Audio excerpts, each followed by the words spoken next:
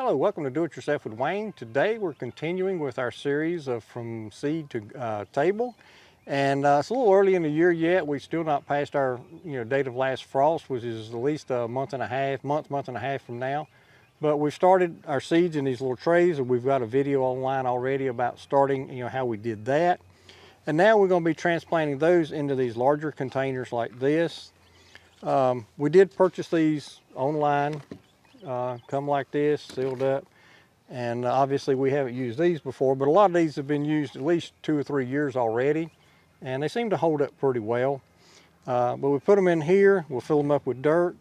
We're using this potting mix that we purchased locally at a feed and seed store. And if you happen to be in the Mooresville, Lake Norman area, this came from Brawley Feed and Seed. I highly recommend them if you're in the Mooresville, North Carolina area. Really good folks over there. But anyway, I've got a bucket that I have already filled up with the potting mix, and I got this tray full of pots, and all I'm going to do is just pour this in here.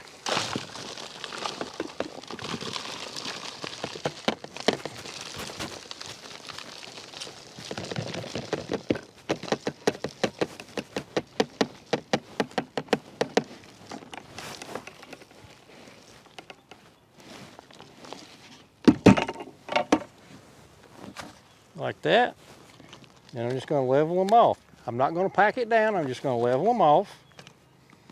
Okay, now the dirt that gets knocked out is in this plastic bin, and we'll reuse that later, but it's a quick way to fill up a bunch of pots when you're doing your transplanting.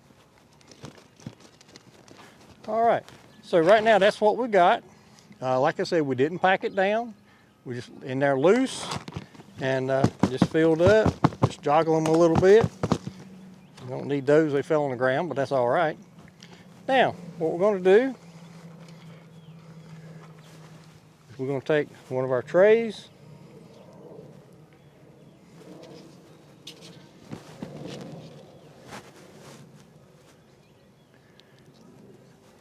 and my little Swiss Army knives have a real nice little fingernail file. I've found that works really well to get under these and pull them out. You can see that's already got some nice roots on it. It's doing real well. I just take my finger, stick a hole, stick it down that hole, and then press the dirt down around it a little bit. Now at this point the dirt is down, it's lower than the top of the pot, but we're going to leave it like that. And then if this plant starts getting a little lanky in time, we can add a little soil to it. It also helps you to water them because the water doesn't run out. So that's what we're going to be doing. Just pull the seed out carefully, stick my finger in there, stick the plant in the hole, press the dirt down around it. And that's what we're going to be doing. Now we also have labels like this. We buy these online or at a local feed and seed store or something as well. We take a Sharpie and we write on there what each one is. We label every plant that we transplant like this, and the reason that we do that, I mean, these are cucumbers that I just transplanted. I mean, if I put a cucumber in my garden and it comes up, I'm going to know what it is. But we got like 5 or 6 varieties of tomato plants this year. And tomato plants all look the same until they start putting on fruit. So if you want to know what you planted where, if you don't label them when you transplant them, you're not going to know what variety you're planting where. So that's why I always put labels in my pots when I transplant these things. As you can see in my seed trays over here, I label the rows. I don't label each individual hole, but I label that row. If you look at this, like this is cauliflower. That row, everything in that row is cauliflower. You'll see a few empty holes. We've already done a few of these, and we'll be showing you that later. But anyway, that's how we transplant our seedlings in our little trays into the larger containers. And we're still a month and a half away from our last frost. So these are going to be in our cold frame for a while as they grow and get larger. So that's what we're doing at this point. And so we're going to finish filling these in, and then we'll show you our cold frame and how things look over there. Now we've finished transplanting all of our little seedlings into the larger pots. After we finished that, we took all the little pots out of this bin, and we emptied our excess dirt back into our bucket, because we'll be using that again with the next time we're doing this.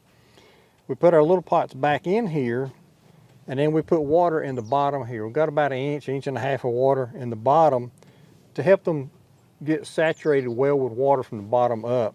Now we did take a little bit of and drizzle a little bit of water on the tops just to help them soak up better and get saturated well. So at this point, we're ready to take this over to our cold frame, and we'll take them out of this container and set them down in our cold frame, and that's where they'll be until they're ready for the garden. So here we are finishing up. We've got all of our little seeds that we were doing today, or our little plants rather, transplanted into larger pots, and we got them in our cold frame. If you're interested in our cold frame, we did an earlier video about our cold frame and how we built it and how it works. So if you're interested in that, I'll put a link up here to the top to that video if you're interested. But anyway, this is our small seedlings that we're getting started in our cold frame, and we'll be closing this up at night when it's going to get below freezing or even real close. Got a couple lights, and that, like I said, all that's in our video about the cold frame itself.